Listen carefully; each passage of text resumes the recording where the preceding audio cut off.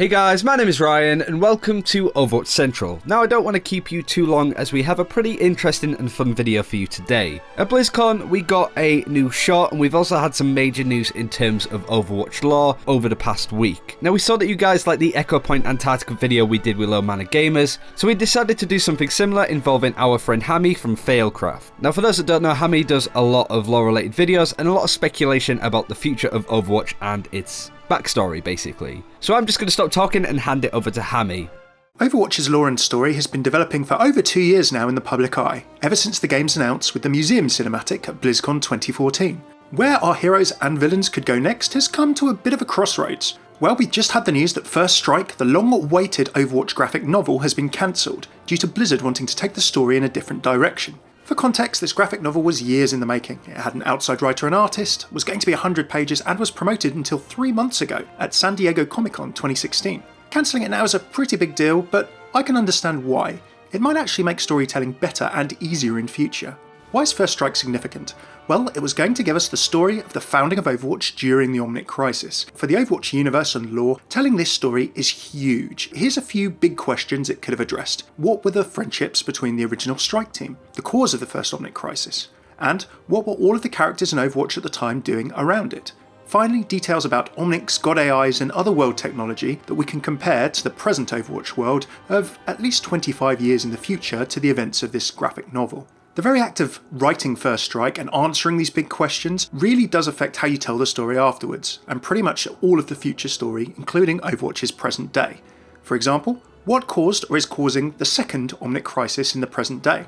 Is it anything to do with the first? So if any of these big questions were answered by First Strike, then they kind of set some rails down along which the train of the story has to travel to a degree. It makes it a little bit less flexible. Now of course, for good storytelling you want to have a nice history to the universe of the story you're telling in the present day, but you don't want it to be dictated by it. Although First Strike going is a shame, it does give Blizzard more creative freedom, and it means that they can look to the future and focus on where the story's going, rather than perhaps trying to fill in too many details as to where the story has come from. So, where are we with Overwatch's story right at this moment in the timeline? The second Omnic Crisis is affecting the world. Casualties are mounting up, and Russia, for example, are increasing their mech production at Volskaya, including new designs to help combat the threat. Big corporations and powerful factions are working for their own ends. Vishkar, Numerico, possibly, and not being honest in their dealings too. Take Volskaya, for good or for ill. Talon, the notorious terrorist organisation, are running rampant around the world, killing, stealing, and trying to gain wealth, power, and seemingly cause human and Omnic tension to rise, perhaps to make the Omnic Crisis worse. There are some people standing against this. Ex-Overwatch agents are in action as vigilantes trying to stop them. Winston in the events of Recall, Tracer in the events of Alive, and both of the two in the Museum cinematic are trying to stop Talon from furthering whatever their goals are.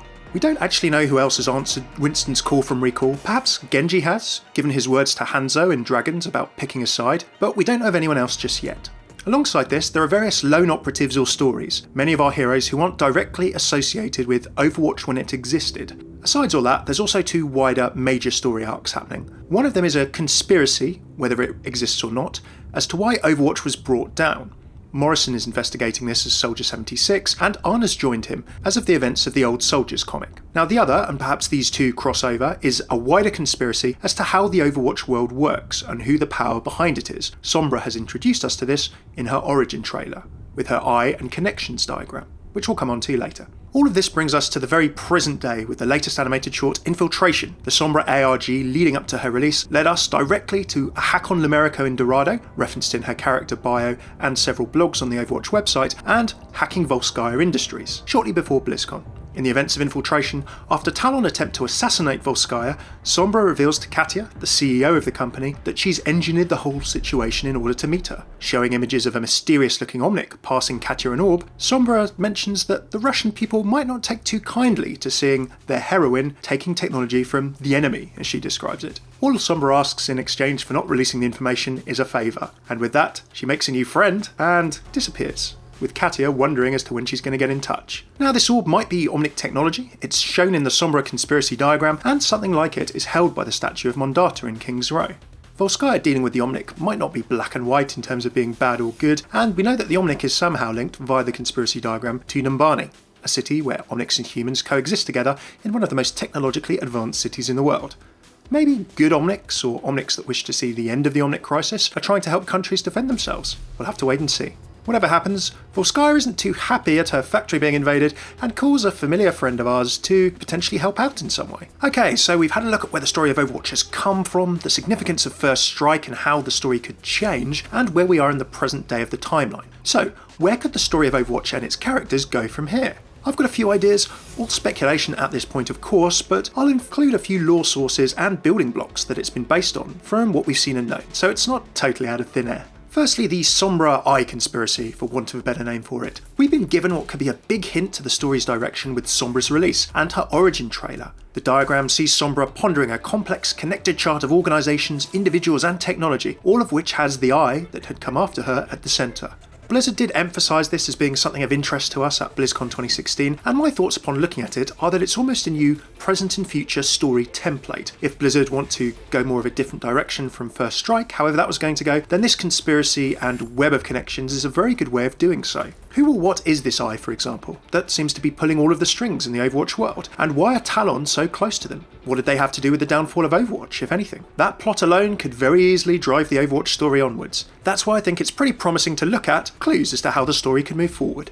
Now, whether you believe in this Sombra conspiracy as a template or not, there's still a lot of huge questions to talk about and big stories to tell, and other directions the story could go. Here are some of the main ones I think will get answered in some of the months and hopefully years ahead. Firstly, what's causing this second Omnic crisis, and how is it going to be stopped? Maybe the two crises have the same cause, maybe they don't. But one thing's for sure, with casualties mounting up, the world definitely needs people to step up and answer this threat. And if Overwatch doesn't exist, who's going to do so? Another big question, what are Talon, the terrorist organisation that have caused so much trouble in the world, actually trying to achieve? And who are the masterminds, or who knows, even Omnic or AI behind it all? We've seen Talon trying to do so many things.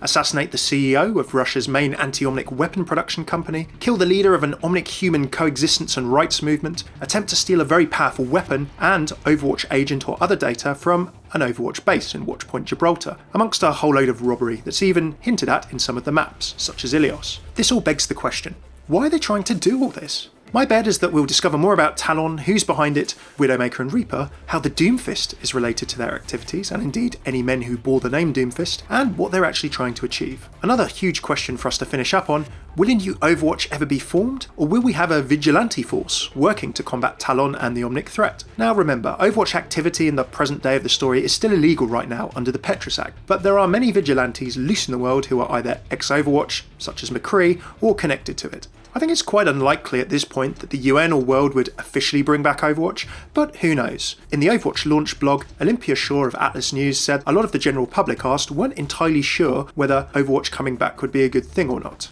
So there is room for it to happen in the story. I can't wait to find out what happens there. Personally, I think we'll see these three main topics and more addressed in the coming months and years, and there's a lot of good reason to be optimistic. Finally, outside of these major plot threads for the main story to go along, I think we'll see a few other themes emerging too, drawing in of some of the outlying characters into the world or the main story, but not all of them. Junkrat and Roadhog as a duo have a madcap adventure of their own, chaotic stories like their comic, and they've also actually got their own plot arc. What is Junkrat's treasure that he recovered from the Australian Omnium, and why are people after him for it? Comics and animated series have run on less of a storyline than that, so Junkrat and Roadhog may never come into the main story. That's totally okay in my book. They can have some great adventures on their own and tell us a lot about the universe as they go. Big thanks to Miska and Ryan for teaming up on this vid. It's been an honour to be here with you all. If you're interested in more videos covering lore, story and game theory topics to do with Overwatch, including hero voice lines and interactions, do check out my channel. I've been Hammy. Take it easy. And that's it for this time. Thank you very much for watching, and a big thanks to Hammy for helping out with this video. You can find all of his details for his channel in the description below. We definitely recommend checking it out if you have a big interest in lore and that sort of speculation. If this is the kind of video that you've enjoyed and would like to see more, then be sure to like this video and to let us know in the comments. Not only do we enjoy the lore and story of Overwatch, we also like collaborating with a lot of other Overwatch YouTubers as well. So if you can think of anybody we should get involved with in future videos, then do let us know in the comments below as well. Whatever you guys want to see, we will do our best to make it happen, so do let us know. And if you would like us to do more videos with Hammy, comment and tell us. Thanks again for watching, take care, and we'll see you next time.